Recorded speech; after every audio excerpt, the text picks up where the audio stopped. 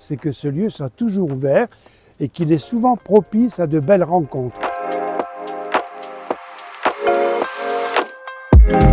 Cette paroisse Saint-Éphrem de la Serre, où nous avons la chance d'avoir un joyau de l'art roman auvergnat qui est très visité. Et donc notre souci un petit peu avec l'équipe locale de la pastorale du tourisme, de cette paroisse, c'est de veiller que non seulement cette église soit ouverte, mais toutes les églises de notre paroisse. C'est moi qui ouvre et qui ferme, donc j'ai cette chance-là quelque part, c'est que ce lieu soit toujours ouvert et qu'il est souvent propice à de belles rencontres.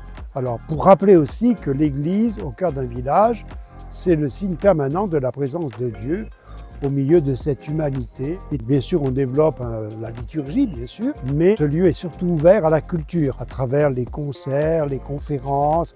Donc l'idée, c'est que le visiteur qui arrive puisse prendre le temps de se poser, de contempler cet art roman. Et puis, si nous sommes là, on invite à une visite un peu, je dirais, déambulatoire dans le lieu, qui n'est pas qu'architectural, mais surtout symbolique. Éveiller tous les sens du visiteur à travers l'écoute, la beauté du lieu et le message qui transpire à travers ces pierres. Alors, cet été, il y a un certain nombre de concerts. Il faut aller sur le site de la paroisse pour voir. Nous aurons le 28 juillet ici, qu'on appelle la fête des aînés avec le MCR.